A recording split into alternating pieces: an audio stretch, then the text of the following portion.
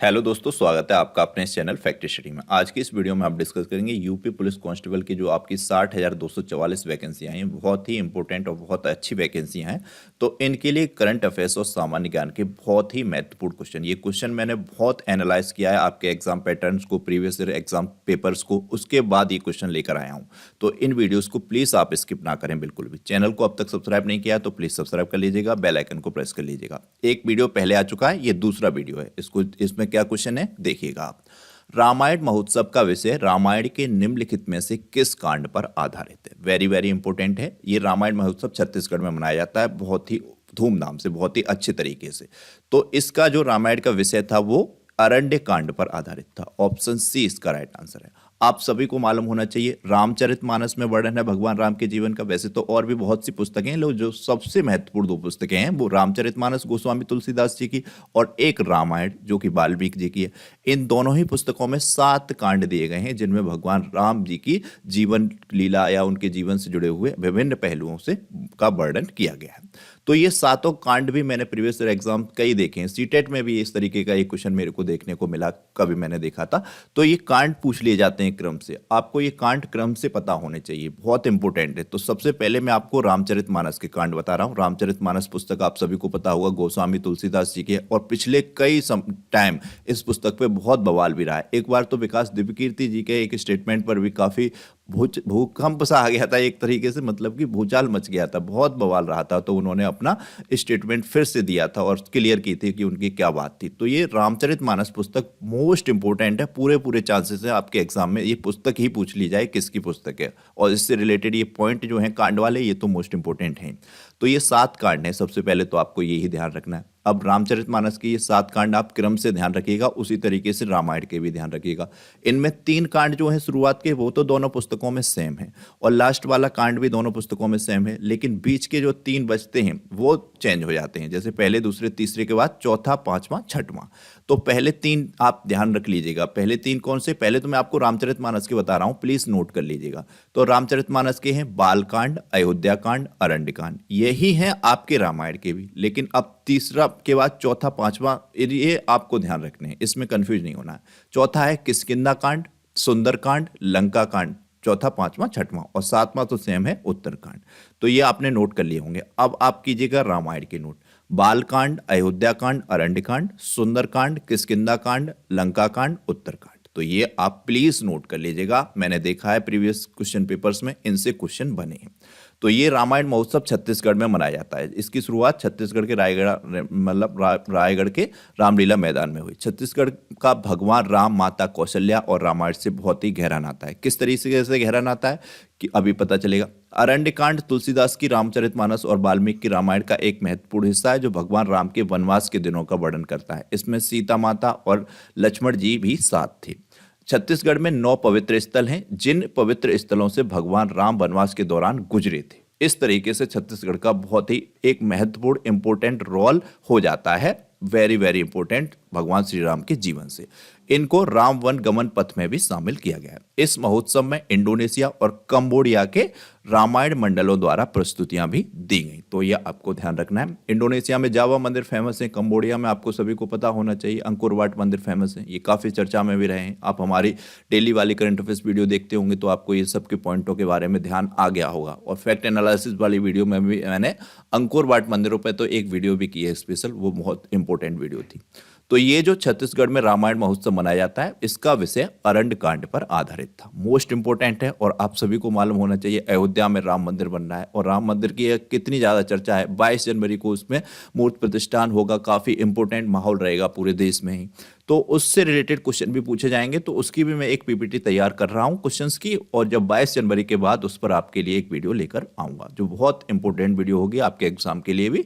अभी मैंने पिछले दिनों जब मोदी जी ने अयोध्या विजिट किया था, उस टाइम भी एक वीडियो किया था फैक्ट एनालिसिस वाला, उसको नहीं देखा है तो उसमें भी काफी इंपॉर्टेंट पॉइंट है, प्लीज देखिएगा।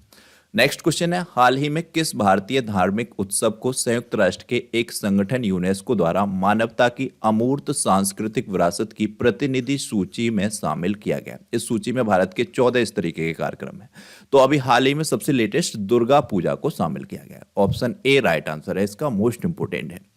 तो ये दुर्गा पूजा वैसे तो पूरे देश में ही उत्सव के रूप में मनाई जाती है, लेकिन पश्चिम बंगाल में कोलकाता में बहुत ही ज़्यादा धूमधाम से इसका उत्सव रहता है। तो जैसा कि यहाँ पर ऐड किया है हमने, कोलकाता में दुर्गा पूजा अब यूनेस्को की मानवता की अमूर्त सांस्कृतिक विरासत की प्रतिनिधि सूची में अंकित है।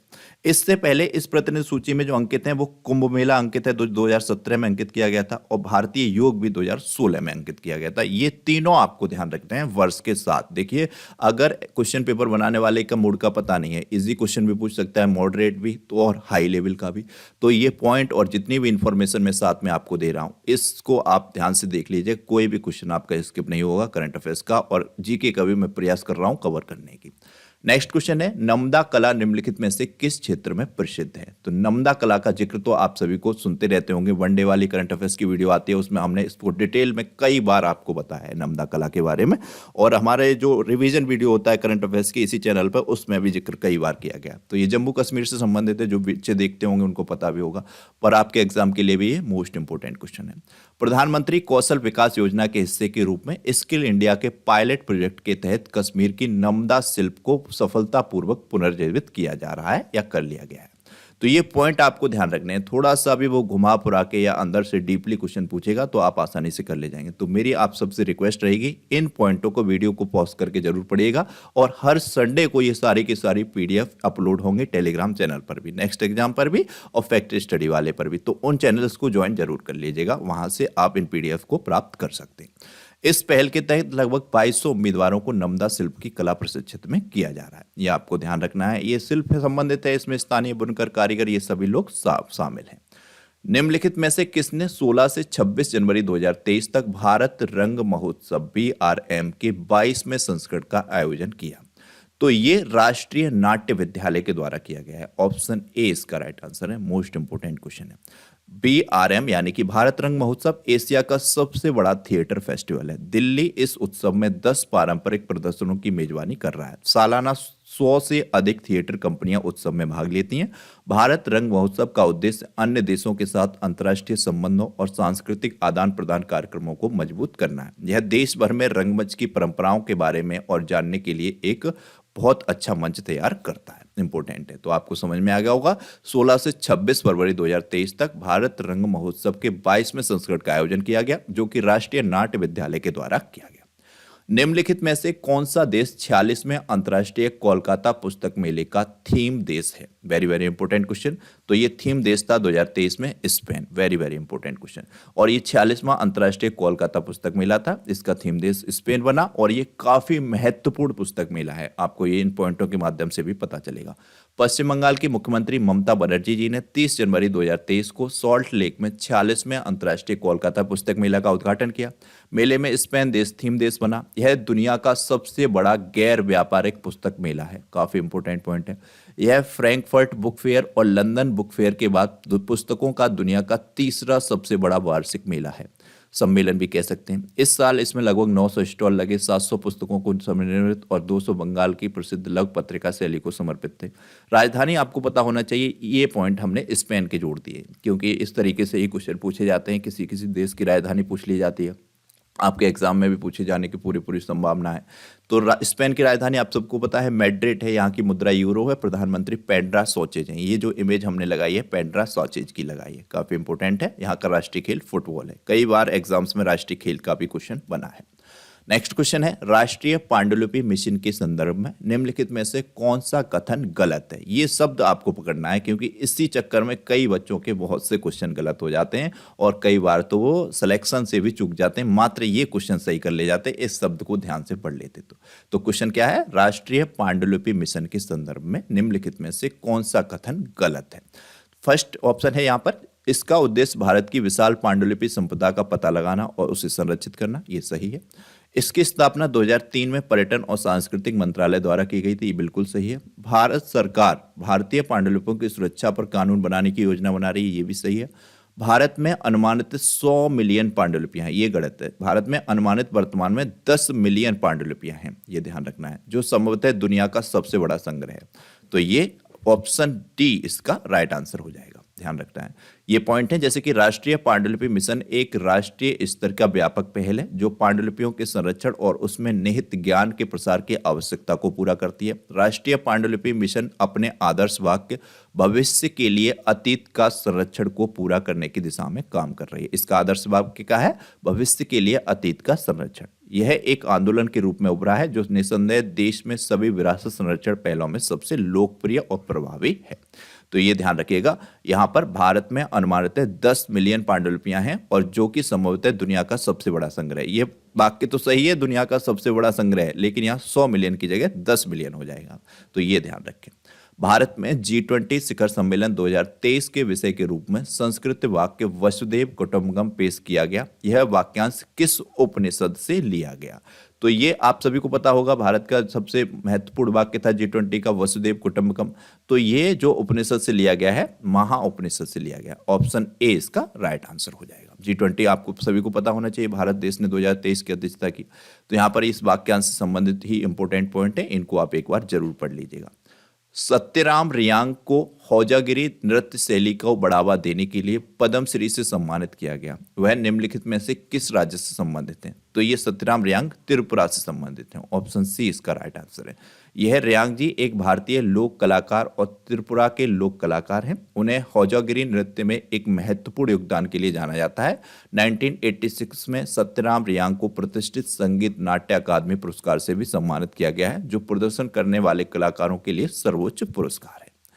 किस संस्था ने 50 प्रतिष्ठित भारतीय विरासत वस्त्रों की सूची जारी की है? यानी कि 50 भारतीय विरासत वस्त्रों की सूची जारी की गई है। तो ये किस संस्था के द्वारा जारी की गई है? अब बहुत से बच्चे कंफ्यूज हो के कपड़ा मंत्रालय लगा देंगे, लेकिन ये क्वेश्चन इंपॉर्टेंट हो जाते हैं। यूनेस्को के द्वारा की गई है। ऑप्शन सी इसका राइट आंसर है। 50 प्रतिष्ठित भारतीय विरासत वस्त्रों की सूची यूनेस्को के द्वारा जारी की गई।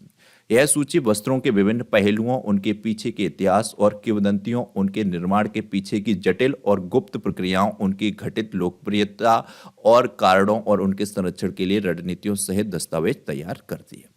हक्की पक्की जनजाति के संबंध में कथनों पर विचार कीजिए। तो ये पहला कथन है, माना जाता है हक्की पिक्की लोग मूल रूप से गुजरात और राजस्थान के सीमावर्ती जिलों से आते हैं। तो ये सही है। समाज मातृसत्तात्मक है, जहां दूल्हा दुल्हन के परिवार को दहेज देता है। बिल्कुल सही है। कितना अच्छा बात है, दूल्हा भी दुल्हन के परिवार को दहेज देता है। अब उपरोक्त कथनों में से कौन सा कथन गलत है? यहाँ पर इस शब्द को हमने पकड़ा, गलत है। ये पूछा गया है, गलत है। तो ये दोनों तो सही हैं। तो इसमें गलत कौन सा हो जाएगा? ऑप्शन डी, न तो एक और न ही दो। ऑप्शन डी इसका राइट आंसर हो जाएगा। अब देखिएगा, आप ये सोच रहे होंगे हक्की पिक्की जनजाति वाला क्वेश्चन कहाँ से आ गया। सारे क्वेश्चन देखिए इसी तरीके से बनते हैं, करंट अफेयर्स वाले, जीएस वाले भी, जीके वाले भी। तो देखिए, ये हक्की पिक्की आदिवासी समुदाय के 181 से अधिक सदस्य जब सूडान में बहुत ज्यादा हिंसा हो गई थी, उस वक्त कर्नाटक के ये हक्की पिक्की समुदाय के लोग वहां पर फंस गए थे। तो ये बहुत ज्यादा चर्चा में रहा था मुद्दा 2023 में। तो इस कारण से इस क्वेश्चन के पूछे जाने की संभावना बहुत ज्यादा हो जाती है आपके एग्जाम्स में भी, यूपी पुलिस के में भी, और भी जो भी एग्जाम होते हैं जहां करंट अफेयर्स आ जाता है, आरओ, एआरओ, इन सब एग्जाम के लिए ये वेरी वेरी इंपॉर्टेंट क्वेश्चन है। इसी तरीके से सभी क्वेश्चन पूछे जाते हैं करंट अफेयर्स के। कभी कभी तो डायरेक्ट आपको समझ में आ जाता है, जैसे कि ये क्वेश्चन हो गया तो ये आपको समझ में आ जाएगा करंट अफेयर्स का, लेकिन इस तरीके के क्वेश्चन आपको नहीं समझ में आते तो ये इसी तरीके से बनते हैं। इसी तरीके से सारे क्वेश्चन मैंने रखे हुए हैं, वेरी वेरी इंपॉर्टेंट क्वेश्चन है। तो ये आपको समझ में आ गया हो किस तरीके से क्वेश्चन पूछे जाते हैं। हक्की पिक्की एक जनजाति है जो पश्चिम और दक्षिण भारत के कई राज्यों में रहती है, खासकर वन क्षेत्रों के पास। हक्की पिक्की कन्नड़ में हिक्की का अर्थ है पक्षी और पिक्की का अर्थ है पकड़ने वाले। एक अर्ध खानाबदोश जनजाति है जो परंपरागत रूप से पक्षी पकड़ने वाले और शिकारी हैं। माना जाता है कि हिक्की पिक्की लोग मूल रूप से गुजरात और राजस्थान के सीमावर्ती जिलों से आते हैं, जैसा कि ऑप्शन फर्स्ट मतलब जो वहाँ था ये। कर्नाटक में हिक्की पिक्की हिंदू परंपराओं का पालन करते हैं और सभी हिंदू त्योहार भी मनाते हैं, लेकिन ये लोग मांसाहारी लोग हैं। जबकि हमारे देश में ज़्यादातर हिंदू समुदाय वाले परिवार हैं वो सब शाकाहारी होते हैं, लेकिन ये हक्की पिक्की वाले लोग जो हैं मांसाहारी हैं, लेकिन हिंदू समुदाय के ही हैं। समाज मातृसत्तात्मक है, जहां पर दूल्हा दुल्हन के परिवार को दहेज देता है। ये काफी अच्छा पॉइंट है, ध्यान रखिएगा, मोस्ट इंपोर्टेंट है। संस्कृति मंत्रालय जनवरी 2023 में किस शहर में एक भव्य सांस्कृतिक कार्यक्रम सुर सरिता सिम्फनी ऑफ गंगा का आयोजन करा रहा है? तो ये आयोजन हो चुका है, तो ध्यान रखना है। तो ये हुआ है वाराणसी में, ऑप्शन सी इसका राइट आंसर है। संस्कृत मंत्रालय द्वारा 12 जनवरी 2023 को वाराणसी में एक भव्य सांस्कृतिक कार्यक्रम सुर सरिता सिंफनी ऑफ गंगा का आयोजन किया गया। इस आयोजन दुनिया के सबसे लंबे रिवर क्रूज गंगा विलास के लॉन्च के पूर्व संध्या में किया गया। गंगा विलास लॉन्च किया गया जो वाराणसी में प्रधानमंत्री मोदी जी के द्वारा, उससे पहले वाली संध्या में ये किया गया था। काफी इंपोर्टेंट है। करीब 1 घंटे तक चले शो का समापन शंकर महादेवन के कर्तव्य गंगा के गायन के साथ हुआ था। किस राज्य में हजारों भक्तों ने कारकिडका वाबू बाली समारोह में भाग लिया? तो ये कारकिडका वाबू बाली समारोह केरल में होता है। ऑप्शन बी इसका राइट आंसर है। ये भी कुछ न कुछ चर्चे में रहे हैं 2023 में, इसलिए क्वेश्चन ऐड किए गए हैं। जैसे हक्की पिक्की वाला मैंने आपको बता दिया किस तरीके से चर्चा में था, किस तरीके से क्वेश्चन बनेगा, उसी तरीके से ये सारे क्वेश्चन ऐड किए गए हैं। कहीं ना कहीं इन पर हाईलाइटेड रहा है मामला, इसलिए तो कार और हाईलाइटेड रहता है जिन पर मामला, उससे ही क्वेश्चन अक्सर कर बनते हैं, तो ध्यान रखना है। और ये हक्की पिक्की वाला मैं आपको बता दूं सीटेट के लिए विशेष इंपॉर्टेंट है। इन पॉइंटों से ही आपको क्वेश्चन मिल जाएगा क्योंकि उसमें इस तरीके के क्वेश्चन बहुत पूछे जाते हैं।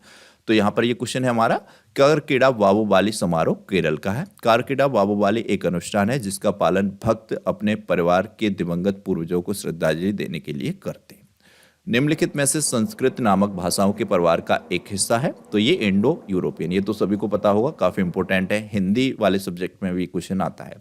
हाल ही में खोजा गया मध्य पाषाण काल का शैल चित्र सबसे प्रसिद्ध और अक्सर सचित्र चित्रों में से एक है। तो ये है गुंटूर। ऑप्शन बी इसका राइट आंसर है, ध्यान रखिएगा। 8 दिसंबर 2023 को लाल किले में भारत कला, वास्तुकला और डिजाइन द्विवार्षिक के आयोजन के लिए कौन सा मंत्रालय जिम्मेदार है? तो 8 दिसंबर को 2023 को लाल किले में भारत कला, वास्तुकला, डिजाइन द्विवार्षिक आयोजन के लिए संस्कृत मंत्रालय जिम्मेदार है। ऑप्शन ए इसका राइट आंसर है।